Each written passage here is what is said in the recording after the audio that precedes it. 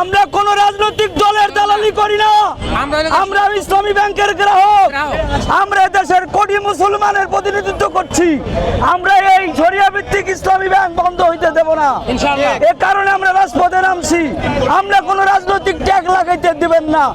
আপনারাও কোনো কারোর প্রয়োজন নাই এই কথা প্রচার করবেন না। এই জামাতি লোকরা নামছে, আমরা জামাতি না, আমরা গ্রাহক। আমাদের হৃদয়ের টানে, আমাদের অর্থের মমতায় আমরা রাজপথে নামছি। অনলাইনের মাধ্যমে একটি মিটিং করে তাকে চেয়ারম্যান হিসেবে ইসলামী ব্যাংক ঘোষণা করেছে।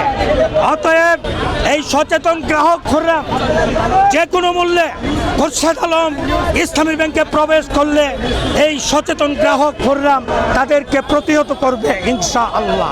এস আলমের সদস্যরা নিয়োগ পাইলে ইসলামী ব্যাংকটা অতীতে টাকা নিয়ে গেছে, কিন্তু ব্যাংকটা বন্ধ হয় নাই।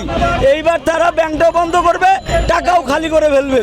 তাই এস আলমের বেতাত্তাদের আমরা এই ব্যাংকে ঢুকতে দেব না। আমাদের অ্যাকাউন্ট ছাড়া আমরা এখানে আসি নাই। আমি হেড অফিস কমপ্লেক্সের গ্রাহক, আমি আগারগাঁয়ের গ্রাহক, আমি আপনার ভিআইপি রোড ইসলামী ব্যাংকের গ্রাহক, আমি লোকাল অফিস ইসলামী ব্যাংকের গ্রাহক এবং 42 বছর থেকে আমি গ্রাহক।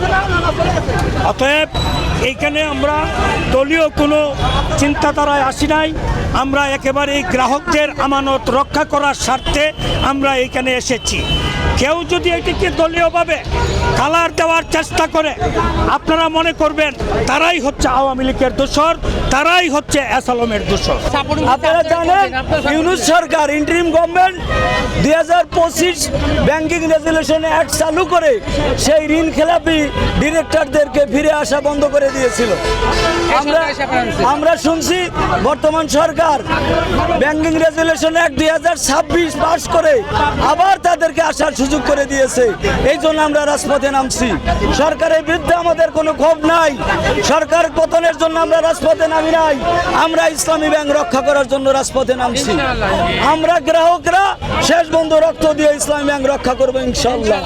আমরা এবং আপনারা মিলিতভাবে এই ইসলামী ব্যাংকে রক্ষা করার দায়িত্ব এখন পাবলিক, অ্যাকাউন্ট হোল্ডার, সচেতন মহল, বাংলাদেশের সকল বৈধ নাগরিকের জন্য এটি দায়িত্ব হয়ে দাঁড়িয়েছে এই সুন্দর ইসলামী ব্যাংকটিকে বাংলাদেশে রক্ষা করা।